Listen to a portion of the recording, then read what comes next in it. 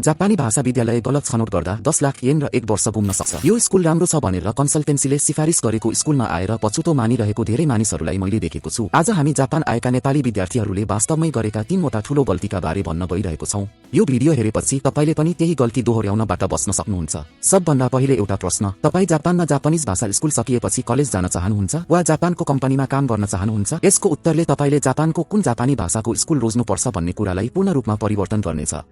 गल्ती 1, विश्वविद्यालय जान चाहन्थे तर जापानीज भाषा विद्यालय छनौटमा गल्ती भयो। काठमाडौँबाट आएका सुरेश अधिकारीको सपना जापानको विश्वविद्यालयमा पढ्ने थियो। कन्सल्टेन्सीको सिफारिसमा ओसाकाको एक जापानी भाषा विद्यालयमा भर्ना हुनुभयो र 1 वर्षको करिब 80 मान येन अर्थात् नेपालीमा 8 लाख शुल्क तिर्नुभयो। तर भर्ना भएपछि एउटा ठूलो समस्या थाहा भयो। त्यो जापानीज भाषा विद्यालयमा विश्वविद्यालय प्रवेशका लागि आवश्यक EJU परीक्षाको तयारी कक्षा थिएन। शिक्षकले समेत भन्नुभयो, यदि विश्वविद्यालय जान चाहनुहुन्छ भने EJU आफैले पढ्नुपर्छ। पछि जापानी भाषा विद्यालयको विवरण हेर्दा अधिकांश विद्यार्थीहरू व्यावसायिक विद्यालय अर्थात् सेन्मोन गाक्कोमा जाने गरेका रहेछन्। विश्वविद्यालयमा जाने विद्यार्थी भने वर्षमा 2-3 जना मात्र रहेछ। पर्याप्त तयारी बिना EJU परीक्षा दिएपछि आवश्यक अङ्क ल्याउन सक्नु भएन र विश्वविद्यालयमा भर्ना हुने सपना पूरा हुन सकेन। अन्ततः विश्वविद्यालय प्रवेश तयारी राम्रो भएको अर्को विद्यालयमा फेरि 1 वर्ष पढ्नुपर्ने भयो। थप करिब 80 मान येन अर्थात् नेपालीमा 8 लाख खर्च भयो। साथै 1 वर्ष समय पनि गुम्यो। जापानीज भाषा विद्यालय छनौटमा भएको एउटा गल्तीका कारण करिब 160 मान येन अर्थात् नेपालीमा 16 लाख र जीवनको बहुमूल्य 1 वर्ष गुम्न पुग्यो।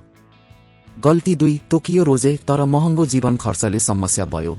पोखराबाट आएकी पूर्णिमा गुरुङले टोकियोमा पार्ट टाइम काम धेरै भएकोले काम पाउन सजिलो हुन्छ र तलब पनि बढी हुन्छ भन्ने कुरा मात्र सुनेर टोकियोको जापानी भाषा विद्यालय रोजिन्। तर वास्तविकता फरक थियो। सानो कोठाको भाडा मात्रै महिनाको 7 देखि 8 मान येन अर्थात् नेपालीमा 70 देखि 80 हजार थियो। खाना र अन्य खर्च जोड्दा महिनामा करिब 13 मान येन अर्थात् नेपालीमा 1,30,000 आवश्यक पर्थ्यो।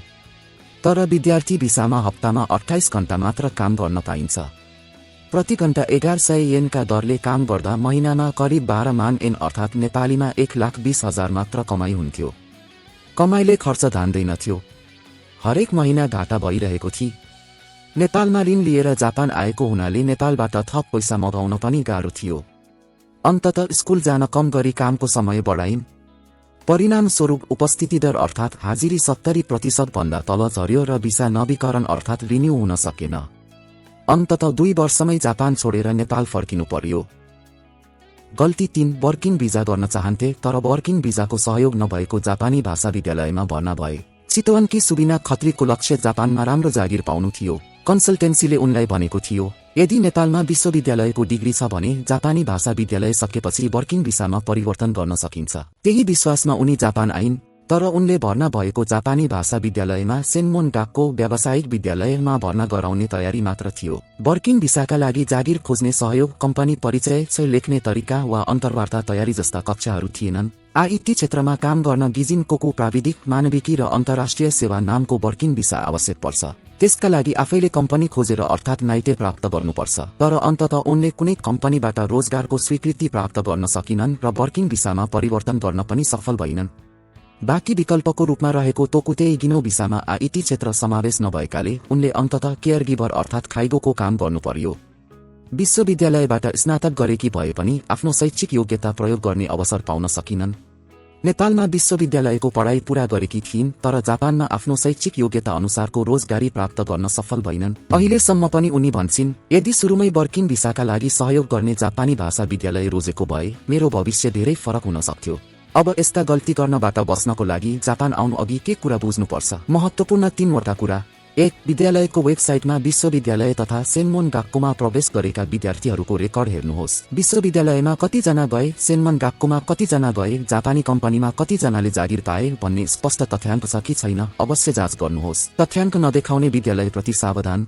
2. स्कुल फी होइन, जीवनयापनको खर्च पनि हिसाब गर्नुहोस्। घर भाडा, खाना खर्च, यातायात खर्च, स्वास्थ्य बीमा गरी महिनामा कति खर्च हुन्छ। सहर अनुसार मासिक खर्चको अनुमान। टोकियो 12 देखि 14 मान येन अर्थात् नेपालीमा 1,20,000 देखि 1,40,000। ओसाका 10 देखि 12 मान येन अर्थात् नेपालीमा 1 लाख देखि 1,20,000। अन्य क्षेत्र 7 देखि 9 मान येन अर्थात् नेपालीमा 70,000 देखि 90,000। 3 युट्युब र टिकटकमा जापानी भाषा विद्यालयको नाम र रिभ्यू खोज्नुहोस्। वास्तवमा त्यहाँ पढिरहेका वा पढिसकेका विद्यार्थीहरूको अनुभव हेर्नुहोस्। कन्सल्टेन्सीको कुरामा मात्र विश्वास नगर्नुहोस्। जापानी भाषा विद्यालय छान्नु अघि अर्को एउटा धेरै महत्त्वपूर्ण कुरा छ। आफ्नो JLPT लेभल N5 सम्म पर्याप्त छ कि वा N4 सम्म लक्ष्य लिनुपर्छ कि भनेर सोच्नुहोस्। यदि यहाँ गल्ती भयो भने 6 महिना समय र 5 मान N अर्थात् नेपालीमा 50,000 रुपैयाँ खेर जान सक्छ। यसको बारेमा बुझ्न अब अर्को भिडियो हेर्नुहोस्।